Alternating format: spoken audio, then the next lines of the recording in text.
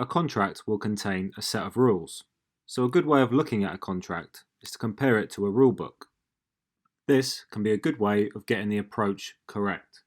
In this video, we'll look at why nailing the approach to contracts is so important, key terminology, some simple comparisons, and then we'll take a construction example. We know that some contracts can be complicated. However, some of the rules of how they work can be quite simple.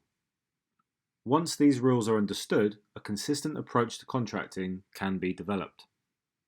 A lot of contract disputes arise because the approach is incorrect from the start, so getting the basics right and nailing the approach can make a huge difference. The approach that I take is to look at a contract as if it was a rulebook. When rules are not followed, there is often some sort of consequence. For example, if you break the rules in school, you might end up in detention. This is the consequence for not following the rules. And this is the same in any contract. If the rules aren't followed, there will be consequences. Using this method of comparison can make it simple to explain some of the key terminology. A construction contract will set out rules for the parties to follow. These are known as contractual obligations. When an enforceable contract is signed, the rules become binding on the parties signing it.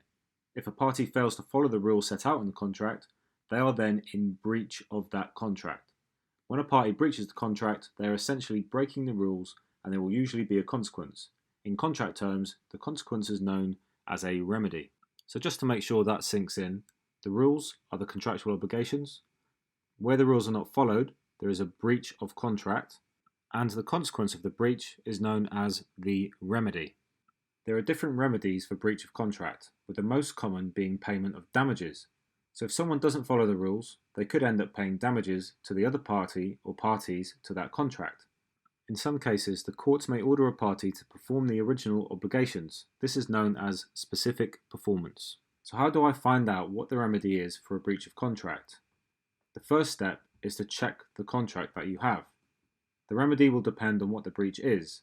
Some contracts will define what happens when the contract is breached in a certain way. This will usually be the case for major or material breaches. For example, if you fail to complete construction works by an agreed date, you could be hit with liquidated damages. Let's take a standard form construction contract used frequently in the UK, the JCT Standard Building Contract. The contract sets out what the completion date should be and a formal process for recovering liquidated damages. In this case, if the contractor fails to complete on time, the employer will issue a non-completion certificate and a notice stating what damages are due. Providing that the contractor has signed the contract, then they will need to pay up. If they don't, the employer can take them to court, and the courts will enforce the contract. This is if the contractor doesn't have a valid argument where they are entitled to an extension of time under the contract.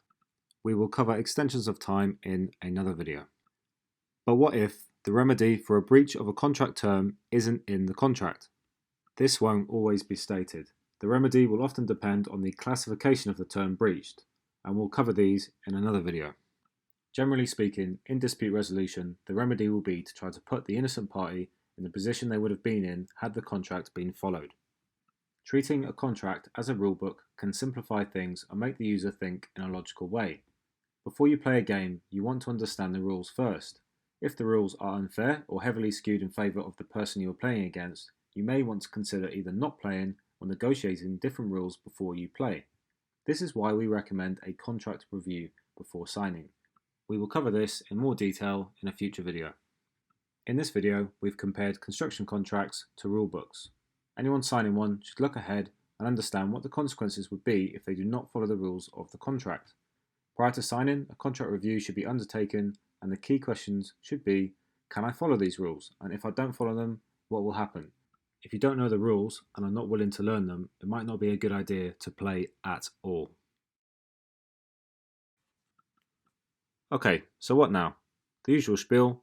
Leave a comment, let us know your thoughts on the video. What else would you like to know? Can you suggest some topics for some more videos? If you found this video useful, please subscribe because we'll be adding a lot more.